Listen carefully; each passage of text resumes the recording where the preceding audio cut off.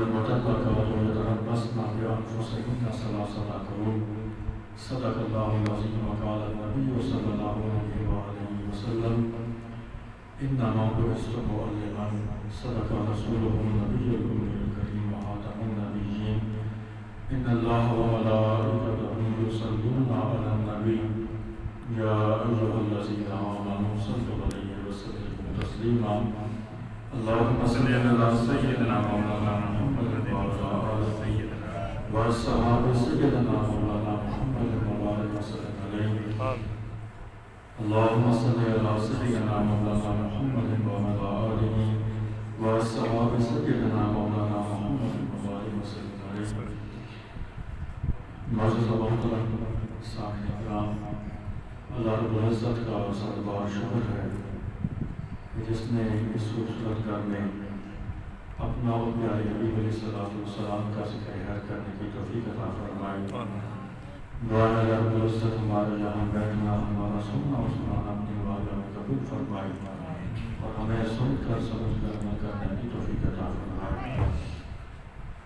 عزیزان محترم، یہ واحد محرم ہے، اسلامی تقویم کے اعتبار سے پہلا مہینہ ہے اور اس ماہ مقدس میں بہت سے ایسے واقعات رونما ہوئے جو ہمیں تاریخ اسلام کا ایک خوبصورت بھی اور دردناک تصور بھی پیش کرتے ہیں، منظر بھی پیش کرتے ہیں۔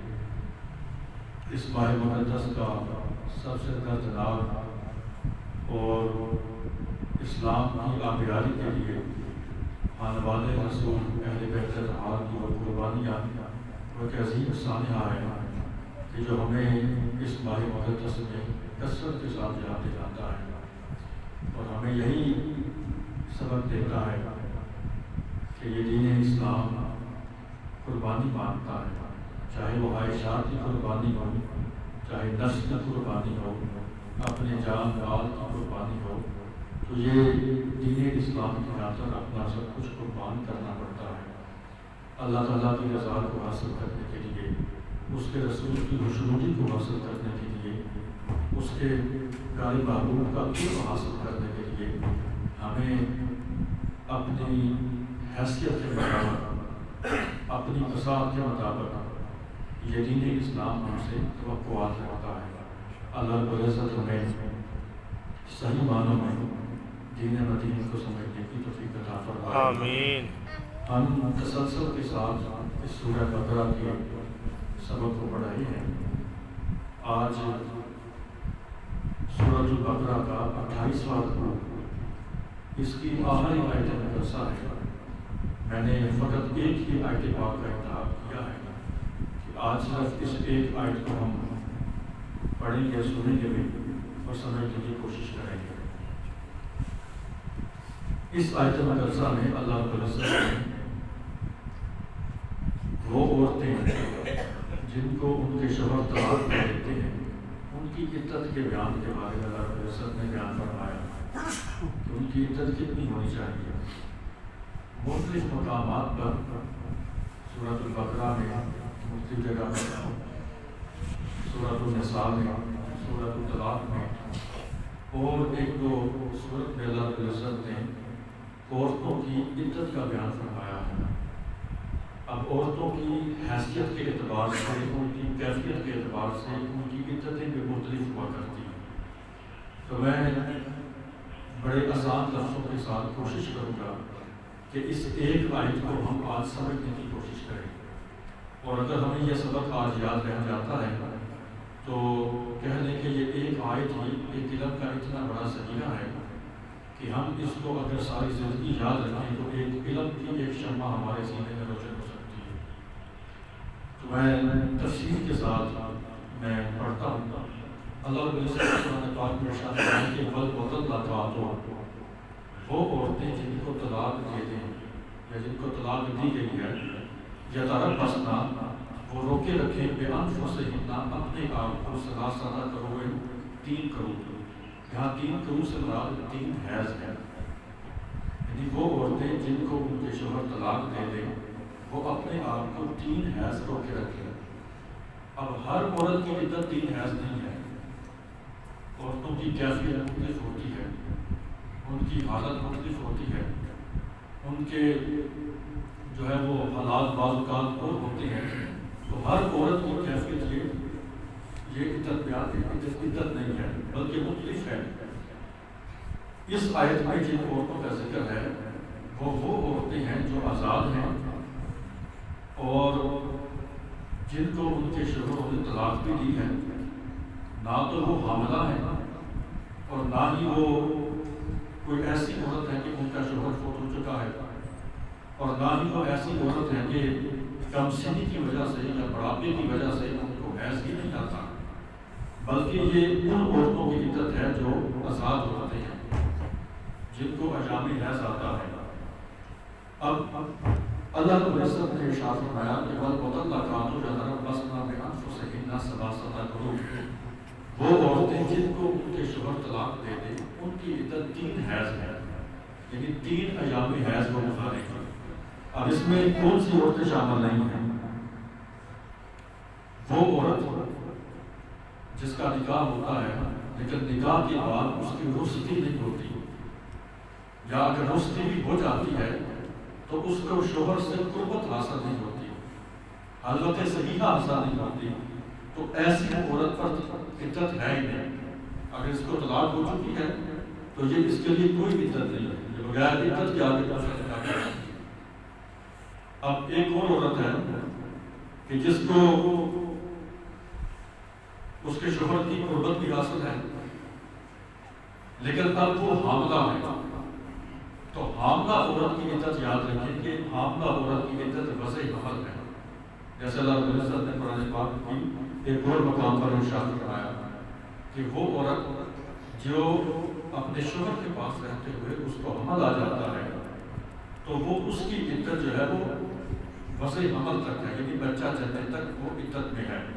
بعض اوقات جو ہے وہ ہمارے بھائی کہہ دیتے ہیں یا عورتیں اکثر یہ ان کے ہاں یہ بات مشہور ہوتی ہے کہ وہ عورت جو پریگننٹ ہوتی ہے یا حاملہ ہوتی ہے اس کو طلاق واقع نہیں ہوتی، یہ بات غلط ہے، اس کو طلاق واقع ہو جاتی ہے لیکن یہ یاد رکھیں کہ اس کی جو عدت ہے وہ وضع حمل تک ہے، ڈلیوری تک ہے، بچہ جننے تک وہ عدت میں ہے، اور بچہ جننے تک وہ شوہر کے گھر ہی رہے گی، اس کا نام و نفقہ، اس کی رہائش، اس کا کھانا پینا اس کے شوہر کے اوپر ہی لاگو ہے۔ پھر اسی طرح ایک وہ عورت ہے کہ جس کو کم سنی کی وجہ سے یا بڑھاپے کی وجہ سے یہ ایام حیض نہیں آتے تو اس کی عدت جو ہے وہ 3 مہینے ہے۔ وہ عورت جس کو کم سنی کی وجہ سے یا بڑھاپے کی وجہ سے ایام حیض آنا بند ہو جائے تو اس عورت کی عدت 3 ماہ ہے، یہ بات اپنے ذہن میں رکھیں۔ پھر اسی طرح وہ عورت جس کا شوہر فوت ہو جاتا ہے جسے ہم بیوہ کہتے ہیں، تو بیوہ کی اگر عورت ہے اگر تو وہ حاملہ ہے تو اس کی وہی عدت ہے کہ وہ بچہ جننے تک وہ حالت عدت میں ہے، اور اگر وہ حاملہ نہیں ہے تو اس کی عدت 4 ماہ اور 10 دن ہے۔ بیوہ عورت جس کا شوہر فوت ہو جاتا ہے چاہے اس کو حیض آتا ہے نہیں آتا، اس کی عدت جو ہے وہ 4 ماہ 10 دن ہے، یہ اپنے ذہن میں رکھیں۔ اسی طرح اللہ رب العزت نے آگے ارشاد فرمایا اس آیت مقدسہ میں کہ یہ جو مذکورہ عورتیں جن کا میں نے ذکر کیا، حاملہ عورت اور وہ عورت جس کو کم سنی کی وجہ سے یا بڑھاپے کی وجہ سے حیض آنا بند ہو جاتا ہے، اسی طرح وہ عورت جس کا شوہر فوت ہو جائے اور اسی طرح وہ عورت جس کا شوہر فوت بھی ہو جائے اور وہ حاملہ بھی ہو، ان عورتوں کے علاوہ جو باقی عورتیں ہیں، آزاد عورتیں ہیں، ایسی عورتیں جن کو حالت حیض جو ہے وہ ان کے اوپر طاری ہوتا ہے، وہ کیفیت آتی ہے، اللہ رب العزت نے ان عورتوں کی عدت بیان فرمائی کہ والمطلقات یتربصن بانفسہن ثلاثۃ قروء، کہ وہ عورتیں اپنے آپ کو 3 حیض رو کے رکھیں۔ اسی طرح اللہ رب العزت نے آگے ارشاد فرمایا ولا یحل لہن ان یکتمن ما خلق اللہ فی ارحامہن، اور ولا یحل لہن، اور ان عورتوں کے لیے حلال نہیں ہے کہ ان یکتمن، کہ وہ اس بات کو چھپائیں ما خلق اللہ فی ارحامہن، جو اللہ تعالیٰ نے ان کے پیٹ میں پیدا کیا، اب یہ چھپانے سے منع کیا گیا ہے. کس بات کو چھپانے سے منع کیا گیا ہے؟ اللہ تعالیٰ ارشاد فرماتے ہیں عورتوں پر اس بات کو چھپانا حلال نہیں ہے بلکہ حرام ہے. کس بات کو؟ کہ جو اللہ تعالیٰ نے ان کے پیٹ میں پیدا کیا ہے. اب یہ عورت کو پتہ ہوتا ہے کہ وہ حالت حمل میں ہے یا نہیں ہے. یہ عورت کو پتہ ہوتا ہے کہ اس کو حیض آیا ہے یا نہیں ہے. تو اللہ تعالیٰ نے اس آیت کے اس حصے میں ارشاد فرمایا کہ عورتیں اپنے ایام حیض نہ چھپائیں. عورتیں اپنے اس یعنی اگر کوئی طلاق کا مسئلہ چل رہا ہو، یہ بات نہیں ہے کہ تم ایام حیض آتے ہیں سب کو بتاتی کہ میں حیض سے ہے، یہ مطلب نہیں ہے. مطلب یہ ہے کہ جب طلاق کا معاملہ ہو، عورت عدت میں ہو، تو اس وقت وہ شوہر سے اپنے ایام حیض کو نہ چھپائے. اور اس وقت وہ اگر وہ حاملہ ہے تو اس بات کو بھی نہ چھپائے کہ تاکہ وہ بچے کو چھپانا چاہے، کیونکہ بچہ شوہر کا حق ہے، اس کا بھی حق ہے. اس لیے اللہ تعالیٰ نے ارشاد فرمایا کہ ماں ولا یحل لہن ان یکتمن ما خلق اللہ فی ارحامہن، کہ عورت کے لیے یہ بات حلال نہیں ہے کہ وہ ایام حیض کو چھپائے یا اس چیز کو چھپائے جو اللہ تعالیٰ نے اس کے پیٹ میں پیدا کیا ہے. اسی طرح اللہ تعالیٰ نے ارشاد فرمایا کہ ان کنن یؤمنن باللہ والیوم الآخر، اور ساتھ ہی ایمان کا تقاضا بتایا. اللہ تعالیٰ نے ساتھ ہی ایمان کو یاد کروایا. اور کیوں نہیں چھپانا چاہیے؟ فرمایا ان کننا یؤمنن باللہ والیوم الآخر، اگر وہ اللہ تعالیٰ کی ذات پر اور یوم آخرت پر ایمان رکھتی ہیں تو ان کو قطعاً یہ بات چھپانی نہیں چاہیے. یعنی اس سے ہمیں یہ پتہ چلتا ہے کہ ایمان کا تقاضا، کچھ اعمال ایمان کا تقاضا ہے جن سے پتہ چلتا ہے کہ انسان کے اندر ایمان کی کیفیت موجود ہے. اللہ تعالیٰ نے ارشاد فرمایا کہ اگر وہ اللہ تعالیٰ کی ذات پر اور یوم آخرت پر ایمان رکھتی ہیں تو پھر ان کو یہ بات زیب نہیں دیتی کہ وہ ان باتوں کو چھپائیں. اسی طرح اللہ رب العزت نے ارشاد فرمایا وَمَوْلَاتُهُنَّ، یعنی جو ان متعلقہ طلاق یافتہ عورتوں کے جو شوہر ہیں، احق کو بِرَدِّهِنَّ، وہ زیادہ حقدار ہیں کہ ان کو لٹائیں، یعنی واپس لے آئیں، ان سے رجوع کر دیں. یہاں مراد وہ عورتیں ہیں جن کو طلاق رجعی دی جاتی ہے. آپ اپنے ذہن رکھیں، ایک طلاق رجعی ہوتی ہے، ایک طلاق بائن ہوتی ہے، اور ایک طلاق مغلظہ ہوتی ہے. طلاق رجعی اس کو کہتے ہیں جس میں بغیر نکاح کے شوہر اپنی عورت سے رجوع کر سکتا ہے. طلاق بائن اس کو کہتے ہیں کہ نکاح فاسد ہو جاتا ہے، رجوع کرنے کے لیے دوبارہ نکاح کرنا پڑتا ہے. اور طلاق مغلظہ اس کو کہتے ہیں کہ شوہر اپنی بیوی کو تینوں طلاقیں دے دیتا ہے. اب یہ عورت ہمیشہ کے لیے اس پر حرام ہو جاتی ہے. اگر یہ اپنے شوہر کے پاس جانا چاہتی ہے تو وہی طریقہ اپنا ہے جو شریعت نے بیان کیا ہے. اسی طرح اللہ رب العزت نے ارشاد فرمایا کہ وَبَعُولَتُهُنَّ أَحَقُّ بِرَدِّهِنَّ، کہ ان کے شوہر ان کو لٹانے کے یعنی رجوع کرنے کے، ان کو واپس لے کے آنے کے زیادہ حقدار ہیں. فی ذَلِكَ إِنْ أَرَادُوا إِصْلَاحًا، اگر وہ اس عدت میں ان کے شوہر اصلاح کی، صلح کی نیت رکھتے ہیں، ارادہ رکھتے ہیں، تو وہ ان کو لٹانے کے زیادہ حقدار ہیں. آگے اللہ رب العزت نے ارشاد فرمایا وَلَهُنَّ مِثْلُ الَّذِي عَلَيْهِنَّ بِالْمَعْرُوفِ، اور یاد رکھو کہ عورتوں کے لیے بھی ان کی مثل کچھ حقوق ہیں. یعنی جس طرح مردوں کے لیے عورتوں پر حقوق واجب ہیں، اسی طرح عورتوں کے لیے مردوں پر بھی حقوق واجب ہیں. یعنی کچھ حقوق عورتوں کے ہیں اور کچھ حقوق مردوں کے ہیں.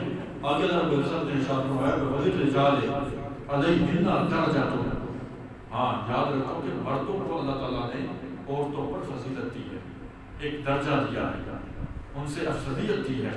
واللہ عزیز الحکیم، اور اللہ تعالیٰ کی ذات انتہائی حکمت والی بھی ہے اور غالب بھی ہے. یہاں کچھ حقوق میں ضمن ذکر کر دیتا ہوں کہ کون کون سے حقوق عام طور پر ہمارے معاشرے میں عورت کو ملنے چاہیے. تو شوہر پر بیوی کے چند حقوق یہ ہیں کہ ایک تو ان کا خرچہ دینا، اس کی رہائش دینا، اس کو نیک باتوں کا حکم دینا، یہ بھی اس کے حقوق میں شامل ہے. اور اچھے طریقے سے گزارا کرنا، ان کی حلال ورزی کرنے کی صورت میں، یعنی شریعت کی حلال ورزی کرنے کی صورت میں اس کو منع کرنا، اور جب تک شریعت منع نہ کرے ہر جائز بات میں اس کی دلجوئی کرنا، اس کی طرف سے پہنچنے والی تکلیف پر صبر کرنا. یعنی میاں بیوی کے آپس کے معاملات ہیں تو بعض بات اونچ نیچ ہو جاتی ہے، تو ایک دوسرے کی جو ہے وہ بے صبری کی باتوں کو صبر کے ساتھ، تحمل کے ساتھ برداشت کرنا، یہ بھی ایک حق ہے. اسی طرح چند حقوق شوہر کے ہوتے ہیں جو بیوی کے اوپر ہیں، یعنی ازدواجی تعلقات میں اس کی نافرمانی نہ کرے، اس کی عزت کی حفاظت کرے، اس کے مال کی حفاظت کرے، اس کے گھر بار کی حفاظت کرے، اس کی رہائی کرے. تو یہ چند حقوق جو ہے وہ مردوں کے بھی ہیں اور چند عورتوں کے بھی ہیں. بہرحال یہ ایک تفصیلی موضوع ہے، یہ اگر کسی موقع پر جو ہے وہ ہم اس کو تفصیل سے بیان بھی کریں گے، لیکن میں نے اجمالاً ذکر کیا. ہم چونکہ آج اس آیت کو پڑھے ہیں تو اس لیے میں دوبارہ اس آیت کا ترجمہ آپ کو پیش کر دیتا ہوں کہ وَالْمُطَلَّقَاتُ يَتَرَبَّصْنَ بِأَنفُسِهِنَّ ثَلَاثَةَ قُرُوءٍ، کہ وہ عورتیں جن کو ان کے شوہر طلاق دے دیں وہ اپنے آپ کو 3 قرور رو کے رکھیں، یعنی 3 حیض رو کے رکھیں. وَلَا يَحِلُّ لَهُنَّ، اور ان کے لیے یہ حلال نہیں ہے کہ أَن يَكْتُمْنَ مَا خَلَقَ اللَّهُ فِي أَرْحَامِهِنَّ، کہ وہ اس بات کو چھپائیں کہ جو اللہ تعالیٰ نے ان کے پیٹ میں پیدا کیا ہے، یا وہ ایام حیض کو چھپائیں. ان کنہ یؤمنن باللہ والیوم الآخر، اگر وہ اللہ تعالیٰ کی ذات پر اور یوم آخرت پر ایمان رکھتی ہیں. اور بؤولاتہن احق بردہن فی ذلک، اور اس عدت میں ان کے شوہر زیادہ حقدار ہیں کہ ان کو لگائیں، یعنی ان سے رجوع کر لیں. ان ارادوا اصلاحا، اگر وہ صلح کا ارادہ رکھتے ہیں. ولہن مثل الذی علیہن بالمعروف، اور ان عورتوں کے لیے بھی وہ حقوق ہیں جس بالکل اسی کی مثل جس طرح ان عورتوں پر مردوں کے لیے حقوق ہیں. آگے اللہ تعالیٰ نے ارشاد فرمایا وَلِلرِّجَالِ عَلَيْهِنَّ دَرَجَةٌ، اور عورتوں پر ایک درجہ فضیلت دی گئی ہے. واللہ عزیز الحکیم، اللہ تعالیٰ کی ذات غالب بھی ہے اور حکمت والی بھی ہے. یہ میں نے ایک آیتم کا ایسا انتخاب کیا. اللہ تعالیٰ ہمیں فقط کسی کو سمجھنے کی آمین، کیونکہ بعض موضوعات ایسے ہوتے ہیں اگر ہم بات کو طویل کریں تو پچھلی باتیں بھولنا شروع ہو جاتی ہیں. تو یہ باتیں بعض اوقات ذہن میں نہیں رہتی ہیں، اس پر نہیں رہتی ہیں. اس لیے ہم بھی جب پڑھنا ہوتا ہے تو ہمیں بھی کئی دفعہ پڑھنا پڑتا ہے. حالانکہ ہم روز اس کو ہمارا معمول ہے روزانہ کی بنیاد پہ اس کو پڑھانا، لیکن پھر بھی ہم جب اس کو بیان کرنا ہوتا ہے تو کئی بار ہمیں بھی پڑھنا پڑتا ہے. اس لیے اتنا سبق انسان کو جو ہے وہ جتنا آسانی سے ازبر ہو جائے، یاد ہو جائے. یہ تو نہیں ہوتا کہ انسان لفظ بلفظ سب کچھ یاد کر لیتا ہے، لیکن کچھ ایک دو باتیں انسان کے ذہن میں پختہ ہو جائیں، بیٹھ جائیں، تو یہ بھی بہت بڑی نعمت ہے. اللہ تعالیٰ ہمیں سمجھنے کی توفیق عطا فرمائے. تو یہ ایسے معاملات ہوتے ہیں نکاح کے، طلاق کے، عدت کے، جن کو پوچھنے سے اور سوال کرنے سے اکثر لوگ جھجک محسوس کرتے ہیں، ہیزیٹیشن فیل کرتے ہیں. وہ مطلب اس باتوں کو کسی سے سوال کرنے کے بارے میں بھی وہ ہچکچاتے ہیں، محسوس کرتے ہیں کہ پتہ نہیں یہ پوچھیں گے تو پتہ نہیں کیسا جواب آئے گا. اور ایسا نہ کیا کریں. ہاں، ان سوالوں پہ شرم کیا کریں، شرم محسوس کیا کریں کہ جن سوالوں کا ہماری عملی زندگی سے تعلق نہیں بنتا.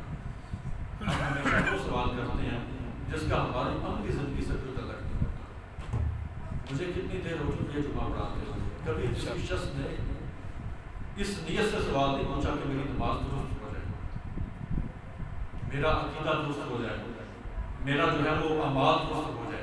جو بھی سوال پوچھے گا وہ فلاں موسیٰ علیہ السلام کے زمانے میں کتنی بکریاں تھیں، فلاں کے زمانے میں یہ تھا، فلاں کے زمانے میں یہ تھا. یہ ہماری سوچ ہے، یہ سینس آف پاور ہے ہماری.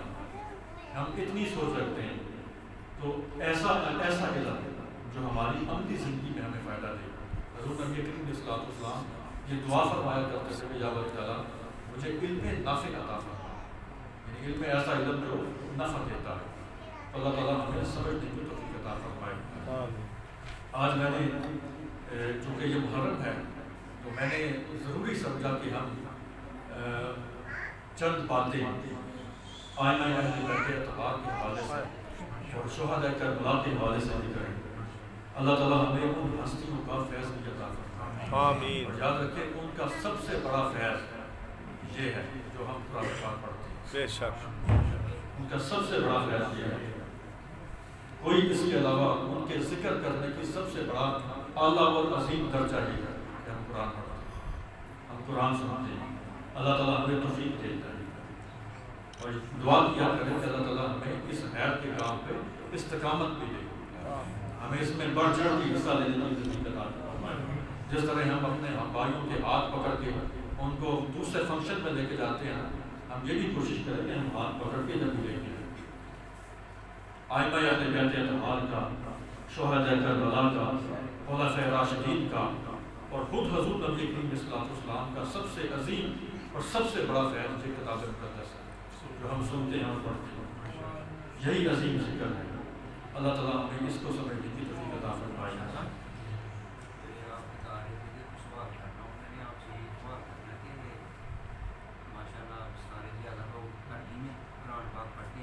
سواب ہے. ویسے اردو میں جو ہماری مادری زبان ہے اس میں اگر سمجھا جائے پڑھا جائے تو اس میں عربی سے میرے خیال سے زیادہ سواب ہے. تو اس میں ذرا تھوڑا سا تو اس میں تو سوال والی بات ہی نہیں. ظاہر ہے جس انسان نے سوال ہے جو عربی نہیں نہ جانتا وہ تو میرے پیارے بھائی کو تو اردو ہی سیکھے گا. ہاں جی ٹھیک ہے.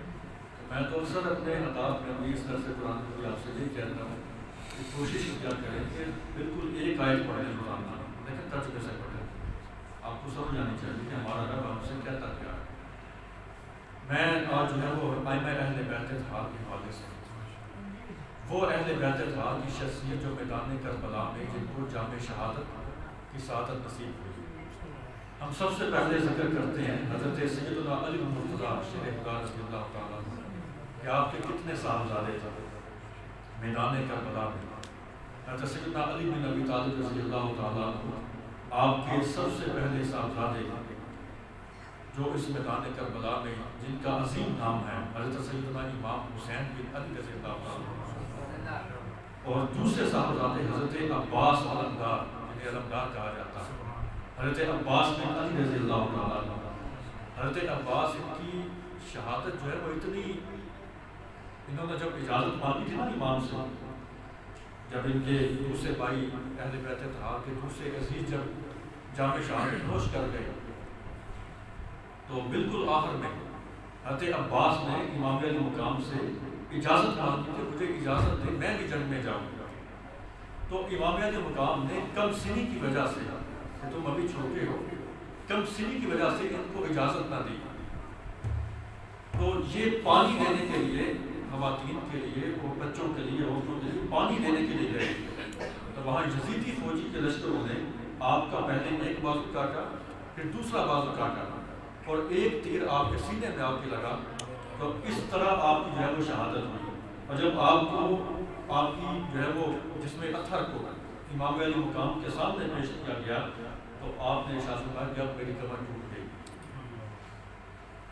یہ حضرت عباس علمدار آپ کے بھائی تھے, حضرت امام حسین کے بھائی تھے. باپ آپ کے حضرت مرتضیٰ ہیں, شیر خدا ہیں, لیکن والدہ کی طرف سے اور تھے. تو حضرت عباس بن عبد المطلب حضرت علمدار جنہیں کہا جاتا ہے, عباس علمدار. اسی طرح حضرت جعفر بن علی رضی اللہ تعالیٰ, یہ بھی میدان کربلا میں شہید ہوئے. حضرت عبداللہ بن علی رضی اللہ تعالیٰ, یہ بھی میدان کربلا میں شہید ہوئے.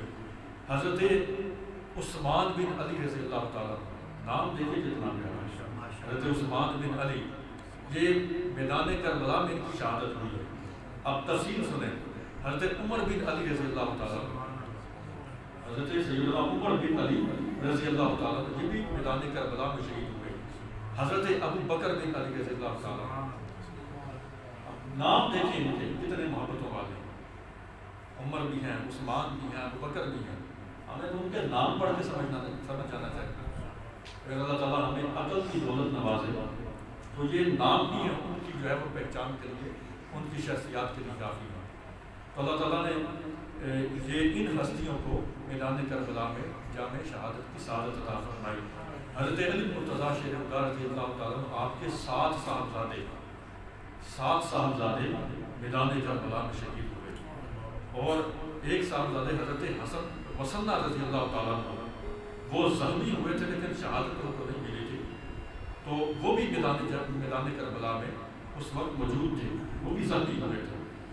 اسی طرح حضرت حسن بن علی رضی اللہ تعالیٰ, ان کے صاحبزادے حضرت ابو بکر بن حسن, حضرت امام علی مقام آپ کے بھائی حضرت سیدنا امام حسن کے صاحبزادے حضرت ابو بکر بن حسن رضی اللہ تعالیٰ, ان کو بھی جامع شہادت ملا. حضرت بشر بن حسن, ان کو بشر بھی پڑھا جاتا ہے, حضرت عبداللہ بن حسن رضی اللہ تعالیٰ. اسی طرح حضرت قاسم بن حسن اور حضرت عمر بن حسن. اب ان کے نام سنیں کتنے پیارے ہیں. نعرہ تکبیر, نعرہ رسالت, یا رسول اللہ, نعرہ حیدری, یا علی. یہ ہے عقیدت, یہ محبت ہے ان ہستیوں کی آپس میں. آج لوگ ترازو لے کے بیٹھے ہوئے ہیں کہ پتہ نہیں یہ اتنی جگیر اس کی ہے، اتنی جگیر اس کی ہے، اتنے فضائل اس کے ہیں، اتنے فضائل اس کے ہیں. میں تو اکثر یہ کہتا ہوں جس کو جو مقام سرکار اسلام کے قدموں سے ملا ہے سبحان اللہ، سب سے اعلیٰ. عزتیں وہی ہوتی ہیں جو اللہ تعالیٰ کسی کو عطا کرتے ہیں یا اللہ کے محبوب کسی کو عطا کرتے ہیں. عزتیں وہی ہوتی ہیں. کسی مفتی صاحب کے دینے سے عزتیں نہیں ملتی، کسی مفتی صاحب کے کم کرنے سے کسی کی عزت کم نہیں ہوتی. تو اللہ تعالیٰ نے آگے حضرت سیدنا امام حسین بن علی رضی اللہ تعالیٰ آپ کے اپنے صاحبزادے، آپ کے 3 صاحبزادے تھے اس وقت، حضرت علی اکبر، حضرت علی اوسط جن کو زین العابدین کہتے ہیں، حضرت علی اصغر، یہ 3 صاحبزادے، حضرت علی اکبر، حضرت علی اوسط اور حضرت علی اصغر، یہ 3 صاحبزادے تھے. اور حضرت علی اکبر کو اور یہ جو ہے وہ نوعمری کی حالت میں تھے، یعنی جوانی ابھی چڑھ رہی تھی، بانگ پن کا زمانہ تھا. تو اتنی جوان مردی سے لڑے تھے کہ کئی دشمنوں کو آپ نے زیر کیا تھا، لیکن ان دشمنوں نے مل کے آپ کے اوپر حملہ کیا اور آپ کو شہید کیا. جب آپ کا لاشا لایا گیا تو امام علی مقام کی، یعنی امام علی مقام خود آپ کے لاشے کو اٹھا کے میدان کربلا سے لے کے آئے تھے. حضرت علی اکبر رضی اللہ تعالیٰ یہ امام حسین کے ساتھ جاتے تھے. اسی طرح حضرت علی اصغر رضی اللہ تعالیٰ یہ چھوٹے تھے، ننھے تھے، اور آپ نے اتمام حجت کے لیے حضرت سیدنا امام حسین رضی اللہ تعالیٰ آپ نے اتمام حجت کے لیے اس اپنے صاحبزادے کو گود میں پکڑا تھا اور ان سے خطاب بھی کیا تھا کہ اب بھی باز آ جاؤ. لیکن ان دشمنوں نے چونکہ آنکھوں میں پٹی بن چکی تھی، ادب کا جو دائرہ تھا وہ بالکل چھن چکا تھا اور صرف سامنے اقتدار اور نشہ نظر آ رہا تھا، مستیاں نظر آ رہی تھی. تو انہوں نے اس معصوم بچے کا بھی لحاظ نہ رکھا اور آپ کی گود میں ان کو تیر مارا جو آپ کی حلق پہ آ کے لگا دیا. حضرت علی اصغر رضی اللہ تعالیٰ اور حضرت علی اوسط جو تھے، یہ چونکہ اس وقت بیمار تھے، شدید بیمار تھے، اس لیے یہ ایک ہی صاحبزادے حضرت علی اوسط جن کو زین العابدین کہا جاتا ہے، اور زین العابدین ان کا لقب ہے عبادتوں کی زینت. سبحان اللہ، عبادتوں کی زینت. اب کئی ہزار نوافل پڑھا کرتے، راتوں کو جاگتے، عبادات کیا کرتے، صدقہ خیرات کیا کرتے. یہ اہل بیت اطہار کا یہ سیرت تھی اور یہ شیوا تھا. حضرت حسین بن علی یعنی حضرت امام علی مقام کے 2 صاحبزادے میدان کربلا میں شہید ہوئے. حضرت جعفر طیار حضرت علی رضی اللہ عنہ کے بھائی حضرت جعفر بن ابی طالب، ان کے صاحبزادے حضرت عبداللہ بن جعفر. اب ان کے صاحبزادے ہیں اونو محمد، یہ میدان کربلا میں شہید. حضرت عبداللہ بن جعفر کے صاحبزادے اون بن عبداللہ اور محمد بن عبداللہ رضی اللہ تعالیٰ عنہ یہ میدان کربلا میں شہید ہوئے. اسی طرح حضرت عقیل بن ابی طالب، یہ بھی حضرت علی کے بھائی ہیں، جن کے صاحبزادے مسلم بن عقیل جن کا بڑا کارنامہ ہے. جتنی دردناک موت ان کو دی گئی، جن کا جائے شہادت کوفہ میں ہے. یہ پیغام لے کے گئے تھے اور کوفیوں نے ایسی بے وفائی کی کہ ان کے سال پہلے جو ہے وہ معاہدے کیے، ان کو بلایا، حق دیے اور پھر ان کو بے دردی کے ساتھ ان کو قتل کیا. مسلم بن عقیل رضی اللہ تعالیٰ آپ کے بھائی حضرت عبد الرحمن بن عقیل، آپ کے بھائی حضرت عبداللہ اکبر بن عقیل، حضرت جعفر بن عقیل، یہ بھی آپ کے بھائی ہیں. یہ 4 بھائی یہ میدان کربلا میں شہید ہوئے. اسی طرح حضرت مسلم بن عقیل کے صاحبزادے حضرت عبداللہ بن مسلم بن عقیل، حضرت اون بن مسلم بن عقیل، حضرت محمد بن مسلم بن عقیل، یہ بھی میدان کربلا میں شہید ہوئے تھے. اس طرح بعض روایات میں 18 ائمہ اہل بیت آتے ہیں اور بعض روایات میں زیادہ بھی ہیں. بعض روایات میں ٹوٹل 72 نفوس کرسیاں ہیں، بعض روایات میں 82 بتائے جاتے ہیں. بہرحال یہ ائمہ اہل بیت میں سے یہ افراد ہیں جنہوں نے میدان کربلا میں جامع شہادت نوش کیا. اللہ رب العزت ہمیں ان کے ناموں کا فیض عطا فرمائے. آمین. نام دیے ہیں، میں کوشش کروں گا ہم گاہے گاہے درس قرآن کے موقع پر ان کی مختصر سا تعارف، ان کی حالات زندگی بھی ہم آہستہ آہستہ جو ہے وہ پڑھیں اور سنیں. اپنے جو ہمارے اسلاف ہیں، ہمارے جو بزرگ ہیں، ہم ان کی زندگی، حالات زندگی کو جاننے کی کوشش کریں. اللہ رب العزت ہمیں سمجھنے کی اللہ